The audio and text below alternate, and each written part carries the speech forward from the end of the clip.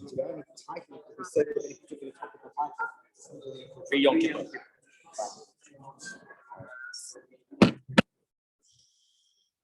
Hi everybody. So can just explore a little bit in half an hour, I guess. I goes up an hour. Somewhat to Yom Kippur. There's worth a few things that are worth pointing out or thinking about.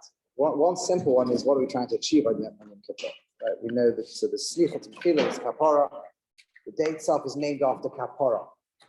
If you look at the Rambam Milchus Tshuva, you'll see that if you look in the first parak of the Rambam, which is based on the Gemara in Yuma, more or less the last three sugyas there in Maseches Yuma and Daf Hey, so you'll see that the Rambam, the first parak of his Tshuva, never mentions the word Slicha once, only mentions the word Mechila once, and everything else is Kapara. The whole discussion of Parak Aleph is about Kapara. The second parak is full of Slicha Mechila, because the second parak discusses Tshuva. Tshuva achieves Slicha Mechila. The first parak discusses the Vidui and Karbonos and Yisur and other things that are there to achieve Kapara. What's the difference between the two? So there's a bit of a machlokes about this. It seems the Rambam must probably learn, like many of the Rishonim, the Abarbanel, for example, that Slicha Mechila are things that repair a relationship. Kapara is a different issue. Slicha is most similar to not doing the Issa of Nakama. Right? When somebody hurts us, or when we ask Salachna, we're asking not to get punished for what we did wrong. That's usually what's going on. And there's an Issa D'Oraisa of Nakama, of taking revenge in any way. So when you do Slicha, you're not doing Nakama. But the relationship's not what it was before. Masha'enke, when a person does Mechila, that's a separate Issa. There's an Issa called Natira, right? That you can't hold a grudge or resent people for what they did to us, even if we're not taking any revenge at all. Right? We're stopping the relationship continuing as it was. And Mechila deals with that. So in human terms, you can only ever ask for Slicha Mechila. Doesn't make sense to ask somebody, you mechapemi. That doesn't mean anything. Or it means something, just nonsense. So you can ask you, Salech me, you moichad you. In English, probably the nearest equivalent would be, do you forgive and do you forget? Something like that. So that's Slicha Mechila. That, when the Rambam is talking about Tshuva, is full of Slicha Mechila. Everything's about Mechila because you want to get a Kodesh Baruch Hu to moichad us. Right? Moichad avoinus, that's what we refer to Kodesh Baruch Hu. So Kapara is a different issue. Kapara is, at least it seems in the Rambam, and by the way, if you look at the Gemara, it's pretty... not as strong as the Rambam occasionally adjusts the words in the Gemara, but the Ikka and the Gemara we do the same thing. The Mishnah even talks about whether a korban chatos and Ashon Badai can be mechaper, and what things are mechaper, right? The kapara, the Torah itself uses Ashon kapara, even with an Ashon Torah. So kapara is deleting the existence of the Avera. In modern language, we would talk about the fact that let's say in Ilamas, every time a person does an Avera, apart from getting Slicha Mechila, apart from getting forgiven and the damage it does to the relationship with HaKadosh Baruch Hu, it also creates a Metzias of Ra. There's an actual existence of evil in the world, of damaging stuff in the world. And on that, we know that and by the way, one of the biggest proofs, this is where the Rambam learns, is he slightly adjusts the Gemara. The Gemara discussed a whole long discussion about what tshuva itself can get kapara for. The Rambam changed it. Rambam says that the Gemara's conclusion is for a mitzvah, a bittul aseh. If a person failed to perform a positive mitzvah and then does tshuva, they missed the blessing. They didn't do tefillin, or they didn't do bracha, they didn't do something, they didn't take proper ma'aseh, whatever it was, and they do tshuva, lo izazim misham, the Rambam says, that shemoichelin lo. You don't move till there's mechila. The Rambam doesn't say kapara, right? Because you don't need kapara. Failure to do an assay is a terrible thing, but it doesn't generate any active negative damaging forces that need to be deleted. Whereas the minute it gets to a loisa assay, so tshuva, right? So then you have tshuva, and you have Yom Kippur, and you have to actually get a proper kapara. You have toilin, right? You have tshuva to toilin. Tshuva creates a suspension of the thing, which means it's like if you imagine a virus, right? Imagine it. Let's say it turns out that this whole COVID thing was created by, in a lab, right? As some believe is the case in Wuhan. Let's say it was done, right? In a gain of function laboratory somewhere. And it turns out that this malicious scientist, either deliberately or a careless scientist who messed up, has done all this damage to the whole world. And we find out exactly who it is. and everybody in the world wants this person lynched, and fed every virus in the world and whatever. And this person gets on international whatever and is so contrite and they tell you the story they've been going through. All their children had died that day, and and everything in the world had collapsed on them, and they were going through major depression and who knows what. And it's such a serious that by the time they're finished, you're just like, you're crying with them, and everybody's soleach and moichel. But there's a metzias, this thing exists. What are you going to do about it? So that's what happens when a person gets tshuva. Now, tshuva, however, with the Kodesh Baruch Hu, he can freeze and delete things. He can get rid of things. So when a person has created Ra in the world, and this is why the Rambam starts, probably why he starts the first paragraph with it, when you're doing tshuva, you're gaining, right? You're regaining the relationship with humans and regaining the relationship with the Kodesh Baruch Hu. When we try and get kapara, we aren't technically gaining anything, we're giving. We're trying to undo the damage we caused. Maybe that is why the Rambam starts with that as Parak Aleph. Also that, according to the Rambam, maybe the Ma'aseh Mitzvah of Tshuva, that actual vidui, we're not giving a long thing on this now, but just something to think about, right? When you do the video, according to the Rambam, you confess, that's not part of Tshuva. It could be Rabbi Yonis holds it is. Some people learn the Rambam that it is. The Pashtus is not what he's saying. Again, another whole discussion, but whether it is or isn't, the video achieves the deletion of the thing, or it at least suspends it, and then Yom Kippur will delete it. What's the nafkamin if it's suspended and deleted on Yom Kippur, if it's deleted straight away? The major nafkamin is if you have charata in between on a tshuva. If a person does tshuva and it's gone, or let's say they've done tshuva in Yom Kippur and it's gone, now if they wish they didn't do tshuva, as long as they didn't do an avera, then the avera comes to the world, nothing's alive. If it's not yet had a kapara, if it's not yet gone, and they regret the tshuva they did, at that moment the thing comes alive again. It continues doing the damage it did till they do tshuva again. So, and then there's more chamuros, where tshuva and Yom Kippur toilin, they suspend, it takes tshuva plus Yom Kippur to freeze the existence of this thing.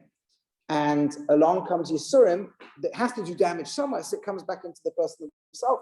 And when that person suffers, then it disappears. And if it's a chil Hashem, so then we know that tshuva plus Yom Kippur plus Yisurim, they all suspend it, and it stays suspended all the way through the person's life till they leave this world, and then it disappears. So Yom Kippur is really an avodah in trying to get kapara, at least the way most of the Rishonim seem to learn. Rishonim Shulchan is slightly different mahalach. But in other words, it's trying to remove the existence of anything that we created negative, which is a tremendous simcha. I mean, the Gemara in Tanis tells us, there's no great days like Ketubah and Yom Kippur, where the days people get married on those days. And the Gemara straight is not even a question why Yom Kippur. Kippur's poshet, slicha mechila. HaKadosh Baruch Hu is forgiving us, right? With the halach and kapara, see even more. But it doesn't matter. This is a time HaKadosh Baruch Hu set aside for restoring the relationship with us, for deleting the averas that are done, and so on. So there's a huge simcha to Yom Kippur. Even the Torah used the lashon v'nisam es nafsho seichem, you afflict or you impoverish your nefesh. Usually means the more physical drives of the consciousness. But whatever it is, that's a means. That's a means. The Yom Kippur is a day of Ba'atzim Simcha.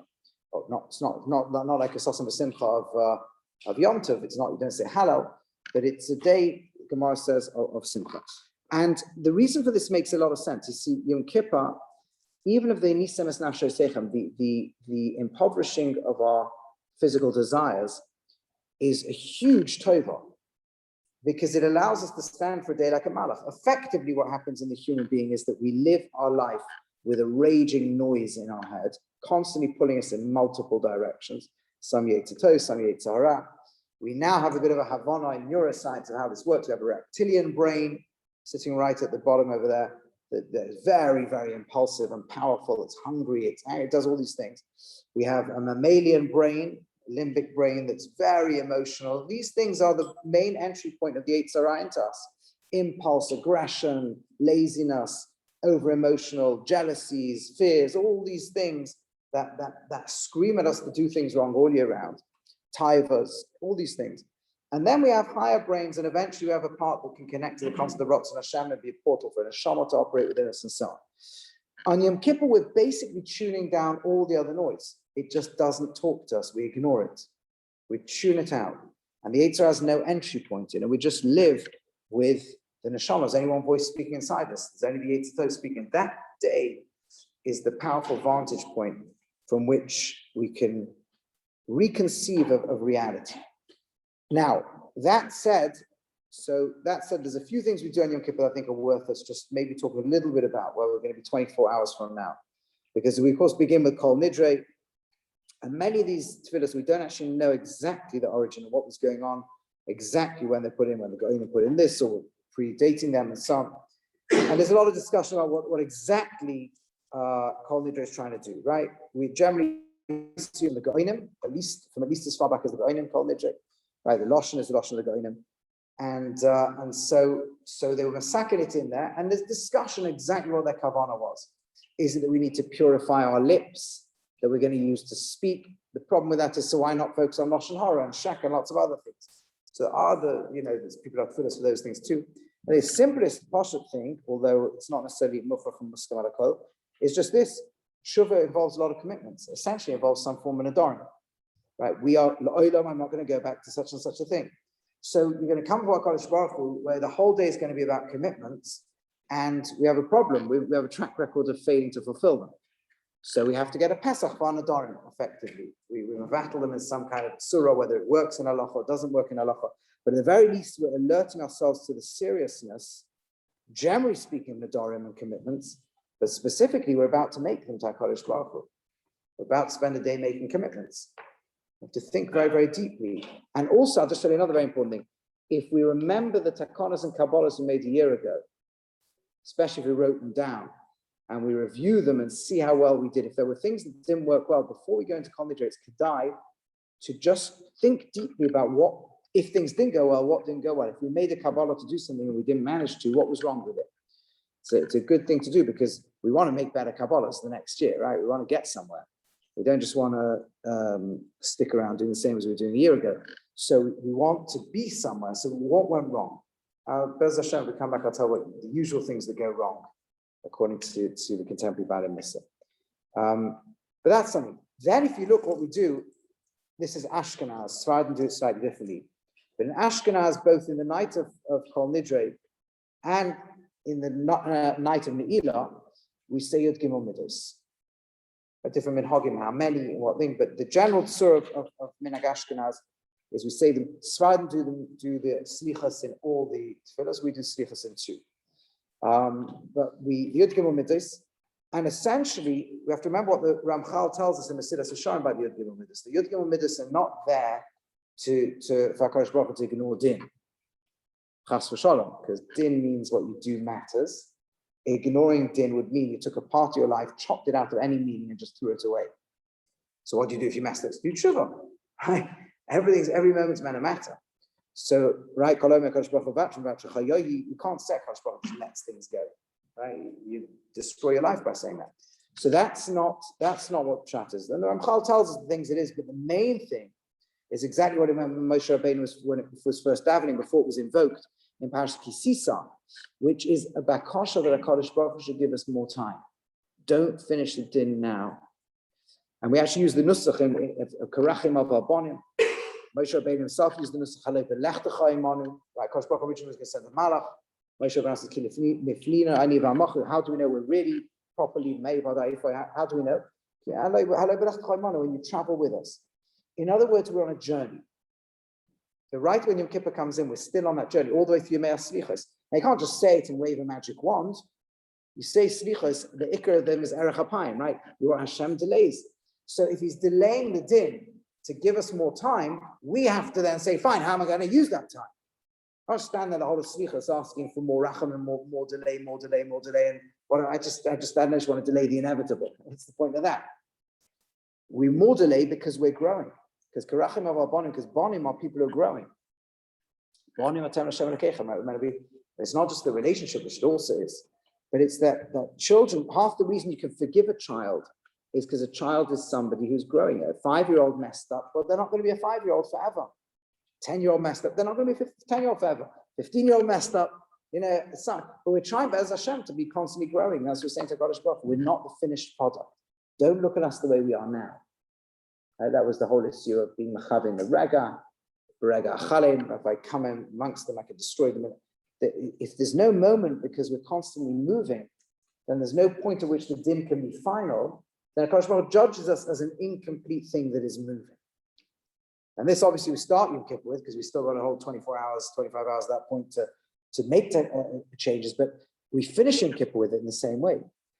Because what we're saying is, don't give a final din as if this is where we are. We're moving, we're changing. This year we're committed to moving things forward. If you look at the slichos in the standard Nusach Ashkenaz of Yom Kippur, you'll see a beautiful movement in the night. Just want to focus us on one or two things here. Right, we begin with the fact that the whole Me'erev Boika is exactly this idea. We're starting a process in the evening that we're going to culminate in the morning. And then, after the first time we go through the Yud Gimel Midos, the ikra of the slichos is salachna. Every line is salachna, salachna, salachna through the whole alphabet. We're asking for slicha. And the next one after is salachti. It's HaKadosh Baruch Hu. We're in dialogue with the HaKadosh Baruch Hu. The first thing we're doing is we're taking achrayas. We're taking responsibility. Our relationship with Hashem has been weakened. A normal human being, although they won't consciously tell it to themselves, might think it's all HaKadosh Baruch Hu's fault. Whereas Hashem, he didn't listen to all my tefillahs, and if it just appeared to me, he gave me my bad midas in the first. So we messed up. We're asking for forgiveness, and HaKadosh Baruch Hu comes back and says, "I'm willing to forgive." Salachti, and we articulate that as we do it, and then we turn to Kinei Kachom B'Yad HaYotzer. The Shoresh, there's two real shloshim, therefore, or two real things that help in the Mahalach of Tshuva. One is taking achrayas. And this, by the way, is true whether we want to ask somebody else for slicha. It's also true for us being moichel people, both of which we want to do before Yom Kippur. Why? Because when we ask for slicha from somebody, there's a lot of resistance to it. A big part of us feels, it's like they're going to think they were right and we were wrong if we were in an argument with them. It's going to be humiliating, etc. First of all, I don't know if any of us have ever been upset when somebody asks us for forgiveness, certainly if we're hurting from what they did. But more importantly than that is that when we're saying sorry, we're not saying that they never did anything wrong to us. That's not our business. That's not our problem. Our issue is our side of the street here. We messed up, right? That's what we've got to do. And look, the mitzvah or the chiyuv is to be mafias. Mafias is a word that probably made its way eventually into the English word appeasement. It's not enough just to send a text saying, just in case I did anything wrong, I hope you moichel me. We know full well that we hurt them, right? How is that pious? That's not pious. Pious is to go to somebody and say something like, there's no fixed nusach for it, but it's something like, I just want to speak to you because I remember on such and such a thing, I said such and such, and I appreciate it's probably very hurtful to you. Or I know I did so and so, and I'm sure it upset you or it wasn't nice or whatever it was. And the truth is, I've been doing cheshbon, I think it was the wrong thing. Or, I was in a lot of pain myself, but that doesn't justify what I did. Or whatever you want to say, should be sincere and real. And, and it hurts me that I hurt you. Upset, or whatever you want to say, upsets me. Right, and I want to know if I can make it up. I'd like you to be moichel me, and I also want to see if there's something I can do. That's pious, right? Something like that is pious, right? You have to be mafias people. So that's one thing we've got to do, is ask them for slicha machila. Ask them if what it would take to restore the relationship, what it would take to make it up. And if we're sincere, by the way, if you do send out a message, it's just an eitzah tova from experience. If you are going to put some mass Facebook or WhatsApp or whatever it is, a much more effective message than I hope you'll forgive me. Because if someone's hurt from you, that's not going to work. If they're not hurt from you, what did it gain, right? But if much more effective, if you are going to ever send a mass on, I don't think mass ones are good ever, but if you are going to do a mass one, maybe ask if there's anyone who's hurt in any way because of me. I may not be self-aware enough to realize I hurt you. Please reach out to me. Let me know. That's a bit more effective. But I personally don't send out the mass ones, but I have sent people those, and sometimes people do respond and say, actually, whatever. So it's and if you are hurt from somebody, by the way, they do offer you that, there's nothing wrong with saying the truth. I am hurt. Hurting doesn't mean the person did something wrong. Humans get hurt from people not doing things wrong. That's a klal gadol. Human pain in any argument is not proportionate to what the other one intended to hurt. It's just not how things work. So we always, so that's it. And that leads us to the second bit, which is being moichel others. Not being moichel others is also a problem in us. Why? I bring you a raya, because when the Rambam discusses the common Natira at the end of Hilchos Deos, he basically says there's no thing in this world worth having a comma or Natira over. Right, and if the Rambam is telling you that's a fact, you could argue, by the way, murdering somebody b'shoigeg, because there could be actually some kind of place for a comma. Anything other than that, right? There's no place for what he's telling you, therefore, is if we are going through a desire for a comma or a Natira, if we are unable to be Moichel, and if we are holding on to the resentment, it must not be the Dover Ba'odim, the thing that somebody did to us. It's part of our Deus, which was in Hilchos Deus, part of our attitudes. How does that work? Now, there is a probable exception to this. I heard from an Odom Godel that any person who's been currently harmed, first of all, even the Nusach that we say in the Mechilas, you don't have to Moichel that somebody actively harming us. Somebody owes us money, they're refusing to give it back to us or whatever. That's a different story. But, or perhaps a person who, let's say, went through a very abusive thing and is working their way through it, and to tell them to be Moichel might be too much. Those situations might be exceptions. But generally speaking, somebody did something to us and we can't be Moichel them. We're holding on to the Natira. It's not what they did alone that is enough to generate that Natira. It's not how it works. I'll give you an example. I once did a very deep cheshbon on this in I think it was in a Seres Meitzur quite a lot of years ago. I wanted to see how many things I was still holding on to that I was struggling to be Moichel. What was my list of Natiros? I thought if you'd have asked me, and maybe I have a few, I could think of a few perhaps. I started writing the list and an amazing thing happened. Because the brain can only ever hold on to one at a time, it masks the fact that you can have hundreds, actually hundreds. I'll tell you what happened to me. So I started writing them out. And by the way, I'll prove to you, because whenever you see yourself overreacting, it means you're not dealing with the situation now, you're dealing with lots and lots of past situations. Right? So you ever see when you're waiting in traffic and one car won't let you in? Okay, whatever, fine, it's his right away, not yours, yeah? Second car won't let you in, third, fourth one's already starting to annoy you, fifth one, why is the fifth one any worse than the first? The 10th one, you're so angry, you want to drive that car in the middle and slam your brakes on. What did the 10th one do wrong? We built up a Natira from all the other 10s. So we now, yeah, that's how it works. So I started doing this. It was a great exercise to do. And I suddenly discovered I had so many Natiras throughout my life. I'll tell you this, I discovered that I was still noita. I still had a certain resentment to a teacher who gave me a smack when I was 6 years old. Those things were legal in those days. Now, so it's very interesting. I still had a little resentment. That was amazing. Now, nobody's threatening me, decades later. What's this all about? So I start looking what midas Rowe. So you don't need to go very deep psychoanalysis. You just ask what midas are doing this. There's loads. There's gaiva in there, right? You felt ashamed. There's probably a bit of a midas shaka. I mean, amazingly, I can't tell you what I did wrong to deserve it. Maybe I punched another kid in the face. My brain has conveniently forgotten that. I just got hit by a teacher. They walked one day, etc. There's self-pity going on. There's so much stuff going on in there. And you start to look, okay, so these are, now I'll tell you some good eights. I asked different people I have a lot of respect for, different eights of what to do when you've got a material. We can't struggle to be Moichel somebody. I've got a few very good eights. They all have makoros in very deep places, but they practically work very nicely too. See, tonight we're doing a practical thing, not just theoretical. So one very nice thing to do is just be makir of the fact that we do averos because we're broken, incomplete, imperfect human beings, right? And they did wrong things to us because they're broken, hurting, incomplete human beings. It's quite good. You see, if somebody's physically broken or incomplete, they're missing an arm or a leg, we have rachmanos on them. If they're mentally going through a struggle and they're incomplete, they're going through depression or some other form of, we have a lot of rachmanos on them nowadays, right? If a person's going through a moral and psych, whatever it is, whatever you want to call it, hilchos deis, deficiency, broken and incomplete, so we also have rachmanos.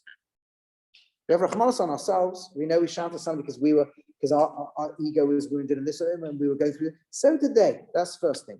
And you can even daven that Kadosh Baruch Hu should help you be merachem on them. Second is to be mispalel for them. I see that from Avraham with Avimelech. He didn't get upset. He just does mispalel for him. So being mispalel for somebody is a very, very powerful thing. Right? If you're not yet ready to completely forgive them, be mispalel for them. Mispalel Kadosh Baruch Hu should also help you forgive them and be mispalel for their good. It's a big good. It's a nice thing. And a third eight is to start to list the midas rois in us that are holding this thing on, and then ask Hashem to help get rid of those. Somewhere in that process, at least in personal experience, most mechilas have been possible. It doesn't mean they did the right thing. They might have done something wrong. It might really hurt us. In Kehillah work, you'll see this is like non-stop. Okay, so somebody doesn't fine. They're ill. They're damaged. We're all ill. We're all damaged. We're trying our best. We're all messing up. We're all in pain. We're all Yeah, fine. It's the Moichel. Doesn't mean they did the right thing. So what? HaKadosh Baruch Hu runs the world. It's not our thing what the outcome was, etc.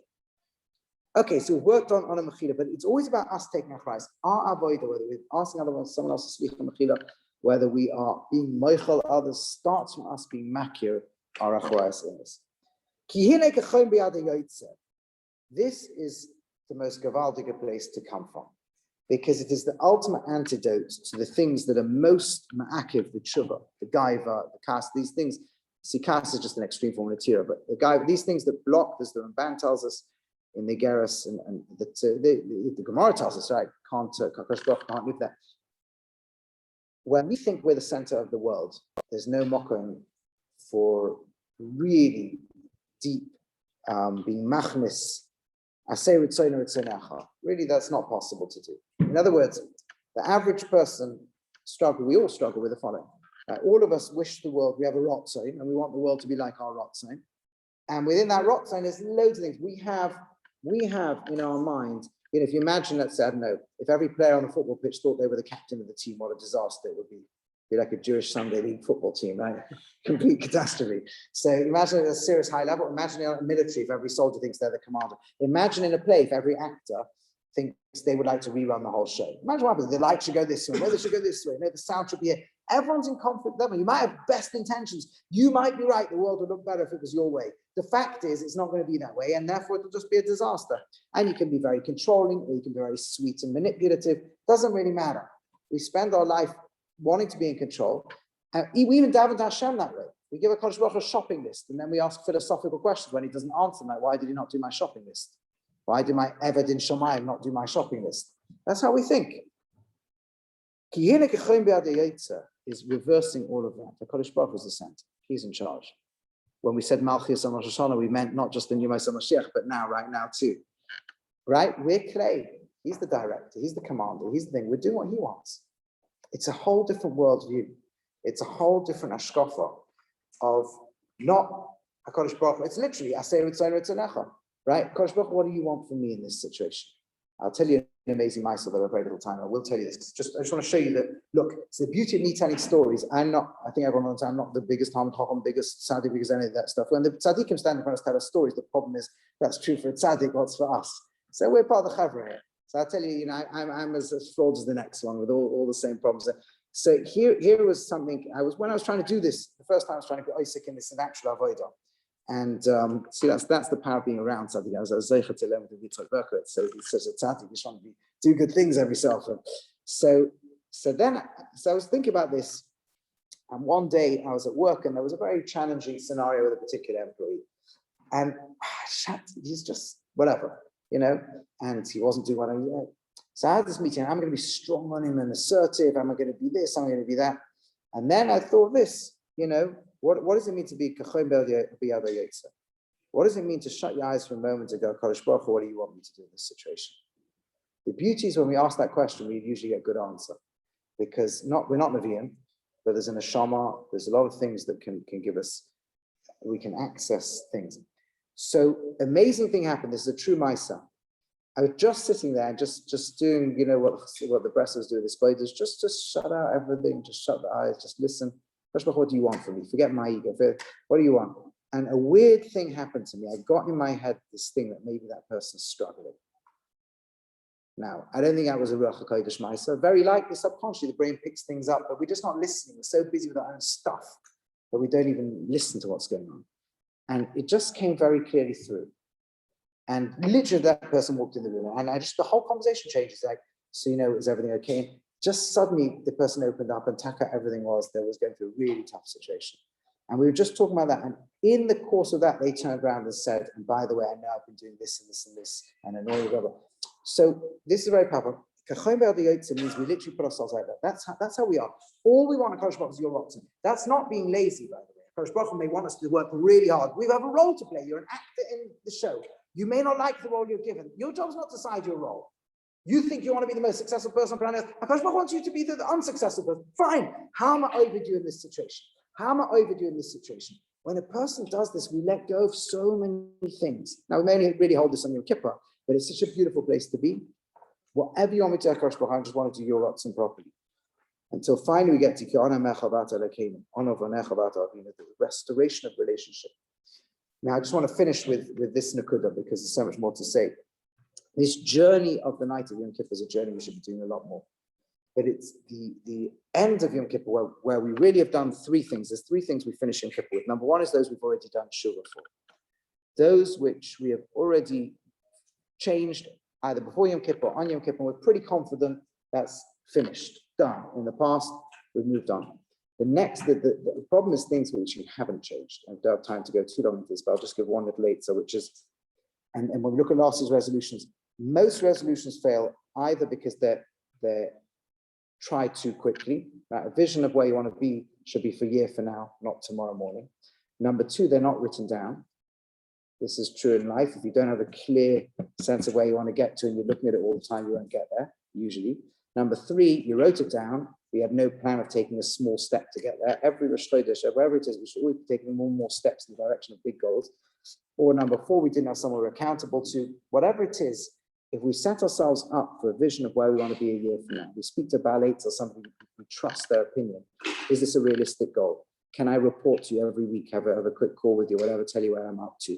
Here's my vision. What goals should I take by Motzi and Kippur on, or even Pre-Yom Kippur, right? Here are the 3 or 4 areas I want to improve in Tefillah, in Talmud Torah, in Tikkun HaMidas, in Dikdukei Mitzvahs, whatever it may be, these areas. Here's my goals. I don't expect to be there tomorrow, but could I be there in 12 months' time?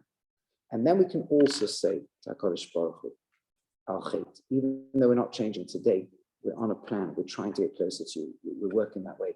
Then we can do the Slichos, certainly the end of Yom Kippur. But as Hashem, lots more to say, but HaKadosh Baruch Hu Mamash help us to do the beautiful tshuvas in the remaining 24 hours and on Yom Kippur itself, to be Zocher to Slicha to Mechila Kapara and to be Zocher to Machsima Torah.